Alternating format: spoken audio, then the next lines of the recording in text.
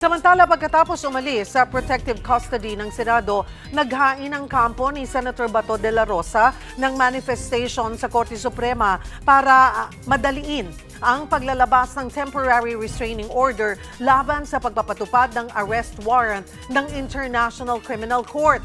Pag-usapan natin yan kasama si Attorney Jimmy Bondoc, Legal Counsel ni Senator Bato. Magandang tanghali po sa inyo, Attorney Bondoc. Salamat po sa oras. Magandang tanghali po, Ma'am Cheryl, at walang anuman. Attorney, marami po ang naghahanap ngayon kay Senator Bato. Kailan kayo huling nag-usap at nasaan na po siya ngayon? Noong lagpas pong hating gabi, noong matapos yung barilan, magkasama po kami ni Senator Bato sa kanyang opisina. At sa katunayan, naghawak pa po kami ng kamay at nagdasal pa kami ng Come Holy Spirit. At ang huli po naming usapan kasi tinanong ko siya, may balak po ba kayong umuwi? At ang sabi niya, hindi ko pwedeng, hindi ko siguro iiwanan muna itong mga senador. So that was around midnight, maybe 1 a.m. Hindi ko po alam dahil puyat na kami noon. Pero take note po, ang ginagamit niyang salita noon ay kung uuwi siya o hindi. Dahil hindi naman po siya maaring tumakas, dahil hindi naman po siya under any kind of arrest sa Senado. Ayun nga po. So, noong mga oras na sabi niyo nga around 1 a.m., Attorney Jimmy, na wala pa, hindi pa napapagdesisyonan kung mas makakabuting umalis na siya sa Senate complex, or it's something na while you're there as legal counsel, yung inyong team, ay ito po ba na kasama din sa mga naging konsiderasyon na posible yung possibility na umuwi siya or umalis siya sa Senate premises? Ang amin pong madalas na pinag-uusapan lagi ay ang mga legal strategies na aming gagawin para sa kanya. At dahil po dun sa nangyari na putukan, minabuti namin na maghain ng urgent manifestation sa Supreme Court. Dahil ang Supreme Court din naman po ang nagsabi na without prejudice to subsequent interim reliefs, no? So kumbaga may posibilidad daw na i-grant pa rin, kumbaga in layman's terms, yung TRO na aming hinihiling. So minabuti namin na hilingin ang TRO muli dahil po sa supervening event of the Senate attack, no? Pero with regard po dun sa kanyang ginawa na pag-uwi, yun po ay wala po kami kaalaman doon, and I think ginawa niya yan on his own accord dahil ayaw niya na talagang meron pang masaktan sa amin o sa Senado.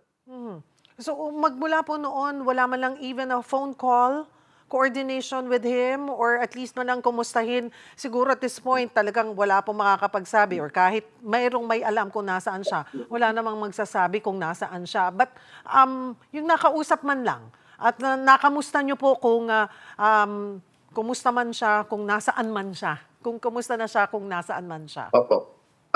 We all know that Senator Bato is a policeman, no? He is a very smart and experienced uniformed personnel, no?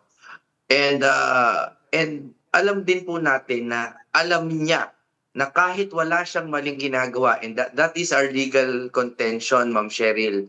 That is my legal and personal contention. Wala po siyang maling ginagawa. Pero dahil alam po natin na may mga iba pong rogue elements ang ating ang miyembro ng gobyerno, hindi naman po perpekto 'yan, no? Alam natin na may posibilidad na illegally baka siya dakipin o baka po i-track ang kanyang ang aming mga phone calls and ganyan.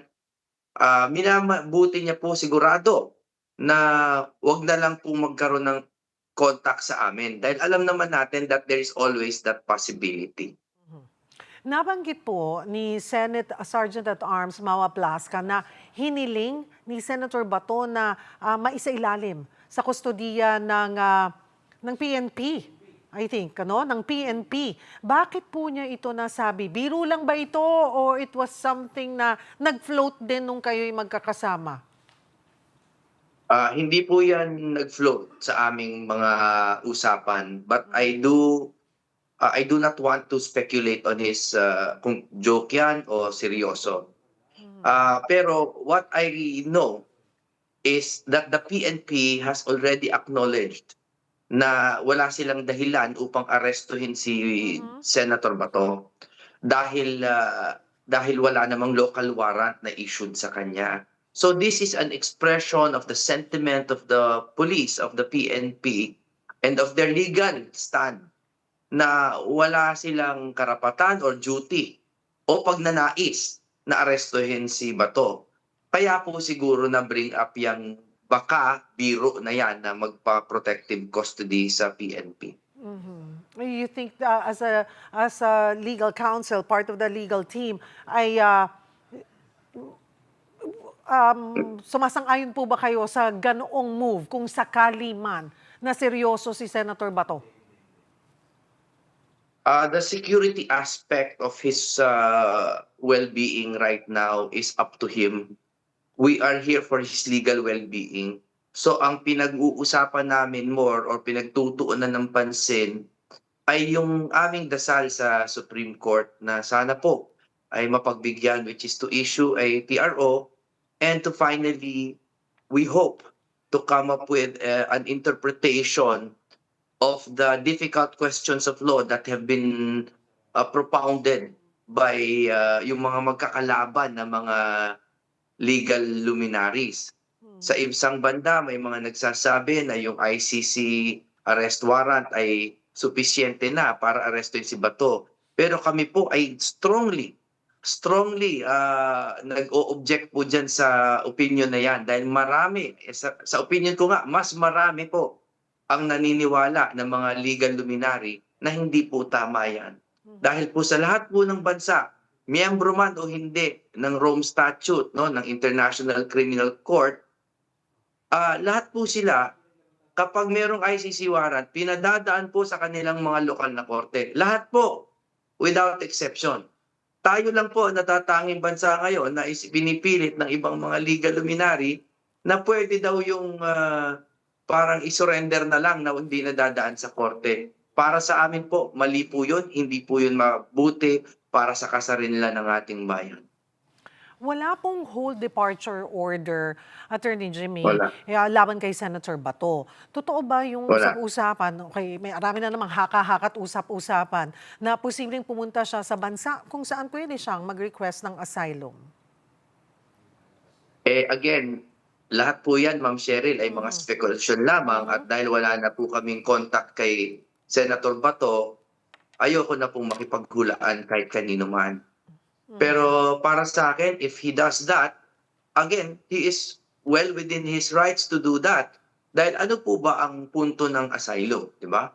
Ang punto po ng asylum ay ang humingi ng refuge sa ibang jurisdiction dahil alam nila na sa kanilang bansa ay they are threatened by either political persecution or other harms, no?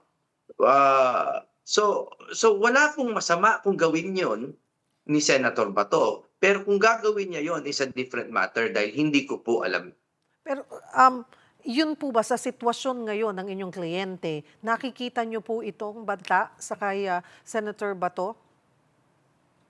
Opo, opo. Hindi lang po nakikita at hindi lang po kutob. Meron naman pong strong evidence. Pagsama-samahin po natin yung nangyari sa Senado, yung barilan, at yung mga nakaraang araw na sinubukan siyang habulin, arestuhin without a legal warrant. At isama na rin po natin ang ibang public pronouncements ng iba pong mga himpilan ng gobyerno na sinasabi nila na ang ICC warrant ay mas malakas pa kaysa sa local court. These are public pronouncements, Ma'am Sherry. At pag pinagsama-sama po ang lahat niyan, ay yan po ay nagbubuo ng ebidensya na meron po talagang banta sa seguridad ni Senator Bato. As a matter of fact, one of the legal remedies that we are considering on taking is to file a petition for a writ of amparo. Dahil ang writ of amparo po is available to anyone na merong threat of enforced disappearance. Dahil alam po natin na meron pong maliit pero posible na threat na bigla na lang pong dakipin si General Bato katulad po ng ginawa kay former President Duterte. So, dahil po nakikita nyo, sabi nyo nga ay kitang-kita yung panganib, na yung threat ng persecution, ay bilang kanyang abogado, bahagi ng kanyang legal team, pinayuhan or papayuhan nyo ba siya na ikonsidera ang asylum? Hindi po payo kundi pag-uusap ang kailangan namin gawin kung magkaroon po kami ng pagkakataon. Dahil sa isang banda, if he were an ordinary client, parang maganda pong option talaga yung asylum, But Senator Bato is not an ordinary client, no? He is very capable, as he has proven for the last 6 months of remaining safe despite threat, no? I'm not saying safe na safe siya. I'm just saying he is safe because he is capable. Dahil po isa siyang experienced policeman. So we really have to discuss. Hindi po ako magpapayo, kundi mag-uusap kami kung anong best alternative. Hingin ko na rin po yung inyong opinion sa mga nagsasabi na scripted ang nangyaring putukan noong Miyerkules ng gabi. Diyan po ako medyo may personal na talagang objection, very strong objection. Kasi po napakadali po magsalita kung kayo po ay hindi naroroon.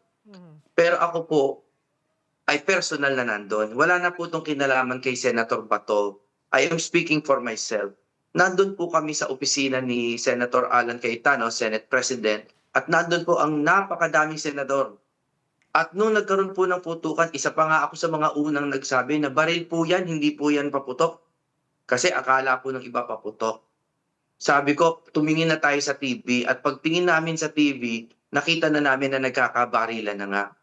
At kung nakita nyo lang po yung muka ng mga inaakusahan nila na nag-stage, katulad po ni Senator Alan at kung sino-sino pa, kayo na rin po magsasabi na hindi po scripted ito dahil yung gulat po sa kanilang muka at yung napaka-tapang po na attitude na pinakita ni Senator Alan na parang he composed himself to find a plan kung paano po ipalalaman sa taong bayan na safe kami. Wala po kahit anong scripted na makikita kayo sa kanyang muka. Personal ko po yung nakita. Attorney, ano rin ang inyong masasabi doon sa panawagan ng ilang senador na imbestigahan itong ayaw nyo nga pong gamitin, yung iba kasi ginagamit yung word na pagtakas, pero yung pag-alis niya ni Senator Bato mula sa Senado? I think they are within their right to investigate. But the question is, whenever there is an investigation, there should be a violation of law or maybe violation of protocol. Kung sila po ay mag-i-investigate because of violation of law, then I will question what law. Wala naman po siyang evasion of warrant dahil wala namang warrant. Pero if it is just an investigation for them to study their internal protocol, then karapatan nila yon. Baka gusto nilang tingnan kung bakit walang logbook, etc. Pero kung violation po of law, wala po. Wala pong evasion, wala nga pong violation. Yung kanyang pag-alis, ay bakit wala man lang coordination? Sabihin na natin na para hindi na lang kumalat, kung hindi man siya nakipag-coordinate po, wala man lang pasabi sa Sergeant at Arms. But at least man lang kay Senate President Cayetano, maging siya at around 11 a.m., kinailangan pa niyang i-double check or i-kumpirma na wala na pala siya talaga sa Senate premises. Si Senator Bato po ay napakabuting tao. He is very selfless. At sa lahat po ng correspondence na binigay niya at ng kanyang asawa, ang common theme ay ayaw na niyang madamay ang ibang tao. Ayaw niya nang madamay ang pamilya niya, ang Senado at ang institusyon, no? Bukod sa mga senador. Kapag po siya ay nag-coordinate pa sa amin o kaila Senator Alan, hindi po ba may pagkakataon pa na madamay pa sila, questionin pa ang kanilang mga motibo? So inako na lang po, siguro ito po ay akin lang pong haka-haka, inako na lang po ni Senator Bato ang lahat, kung sisisihin man siya at kung tatawagin man yan pagtakas or kung obstruction of justice or kung ano pa man, inako na lang po niyang lahat. Sa buong ano na po ito, sequence of events, mula po dun sa pagpasok niya sa Senado at hanggang sa kanyang pag-alis, ito po ay sinarili ni Senator Bato para wala na pong madamay. Balikan ko po yung manifestation na isinumitin ninyo sa Korte Suprema. Pakidetalye lamang po ano yung nilalaman nito at tiwala ho ba kayo, Attorney Bondoc, na mapagbibigyan kayo ng Korte Suprema sa inyong hiling? Una sa lahat, bawal na bawal po kasi sa abogado ang publicly na humula kung ano po ang magiging saloobin ng Korte Suprema. Kaya hindi ko po pwedeng hulaan ang kanilang magiging desisyon.